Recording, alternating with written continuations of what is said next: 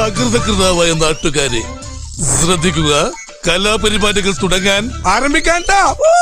എൻ്റെ ഫാദർ അങ്ങനെയാണ്. എൻ്റെ ഫാദർ കുറേ ഇങ്ങനെ വൾണറബിൾ ആയിട്ടുള്ള പെൺപിള്ളേരെ കണ്ടുപിടിക്കുകയും അവരെ പോയി വീട്ടിൽ പോയി ഇങ്ങനെ ഫേക്കായിട്ട് പേരുകളൊക്കെ പറഞ്ഞ് കല്യാണം കഴിക്കുകയും അങ്ങനെയൊക്കെ ചെയ്ത ഒരാളാണ്.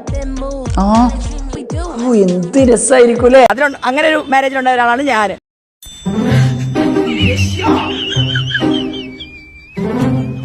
പൊളിറ്റിക്കലി ഒരു സ്ട്രെങ്ത് ഇല്ലാത്ത ഒരാളുടെ ഒരു പേടിത്തൊണ്ടന്റെ ഒരു വീരുവിന്റെ ഒരു ക്യാരക്ടറാണ് മോഹൻലാൽ കാണിക്കുന്നത്.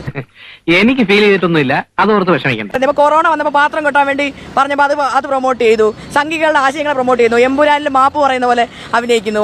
സത്യം പറ, പൊളിറ്റിക്കലി ഒരു സ്ട്രെങ്ത് ഇല്ലാത്ത ഒരാളുടെ ഒരു പേടിത്തൊണ്ടന്റെ ഒരു വീരുവിന്റെ ഒരു ക്യാരക്ടറാണ് മോഹൻലാൽ കാണിക്കുന്നത്. ലാലേട്ടനെ ഞാൻ കാണുന്നത് ഒരു മണ്ടൻ കഥാപാത്രമായിട്ടാണ്. സാരമില്ല, ഒരബദ്ധം ആർക്കും പറ്റും. നിങ്ങളൊന്നും പോയി തന്നെ ബഹളം വയ്ക്കൊന്നും വേണ്ട.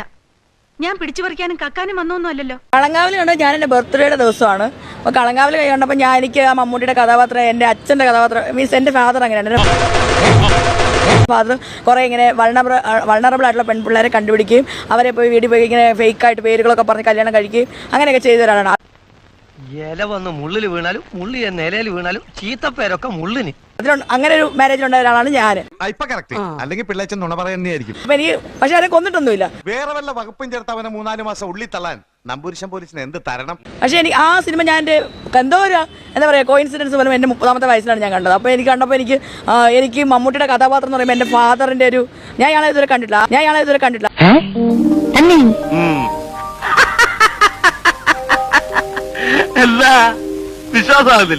എനിക്ക് ഫാദറിനെ പോലെയാണ് തോന്നിയത്. അത്രയും ക്രൂരനായിട്ടുള്ള ഒരു ഫാദറിന്റെ മോളാണ് ഞാൻ. അപ്പൊ ഞാൻ പലയിടത്തും ഇത് എന്റെ ഫാദറിനെ പറ്റി പല ഇതൊക്കെ പറയുമ്പോൾ ആൾക്കാർ ഭയങ്കര അയ്യോ ഇവിടെ എന്താ അച്ഛനെ പറ്റി ഇങ്ങനെ പറയുന്നതൊക്കെ പറയാം. പോലീസ് അന്വേഷിക്കട്ടെ, അതെന്താ ഈ നാട്ടിൽ ക്രമസമാധാനമില്ലാതെ. പക്ഷെ അത് മമ്മൂട്ടിയുടെ കളങ്കാവിനകത്തുള്ള ഒരു ക്യാരക്ടർ, ഒരു റിയൽ ക്യാരക്ടറാണ് എൻ്റെ ഫാദർ എന്ന് പറയുന്നത്. അയാൾക്ക് ഇതുപോലെ വേറെ കുട്ടികളും ഒക്കെ ഉണ്ട്. വേറെ ഒരു കുട്ടീനെയൊക്കെ ഞാൻ കണ്ടിട്ടൊക്കെ ഉണ്ട്, അയാളുണ്ടായ വേറൊരു കുട്ടീനെയൊക്കെ. ഞാൻ എന്ത് കർത്താവിന്റെ ഒരു ഇടയൻ എന്നെ കൊണ്ടാവുന്നു ചെയ്യുന്നു. എനിക്ക് ആ സിനിമയിലെ മമ്മൂട്ടിയുടെ അഭിനയം എനിക്ക് ഭയങ്കരമായിട്ട് ഇഷ്ടപ്പെട്ടു. എനിക്കാണെങ്കിൽ ഇങ്ങനത്തെ ഒരു ജോലി കൊണ്ട് കുടുംബം പോറ്റേണ്ട കാര്യമൊന്നുമില്ല. മമ്മൂട്ടിയുടെ എന്താ പറയാ ഒരു അഴിഞ്ഞാട്ടമാണ് അങ്ങോട്ടേക്ക്.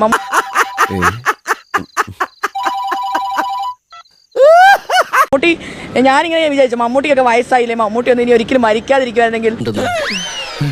ഇതൊരു നടക്ക് പോണ മാതിരില്ല.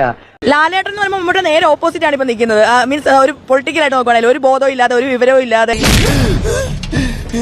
ഇയാള് പോയില്ലേ, ഇടി വരവ് വെച്ചു. പഴയ കാലത്ത് മമ്മൂട്ടി മോഹൻലാൽ ഒരേപോലെ നിൽക്കുന്ന ഒരാളായിരുന്നു. പഴയ കാലത്ത് എനിക്ക് മോഹൻലാലിനെയായിരുന്നു കുറച്ചുകൂടി ഇഷ്ടം. ഒരു മണ്ടനായിട്ടാണ് നിൽക്കുന്നത്. കാരണം ഇപ്പൊ ദിലീപിന്റെ ചിത്രത്തിൽ പോയി അഭിനയിച്ചു.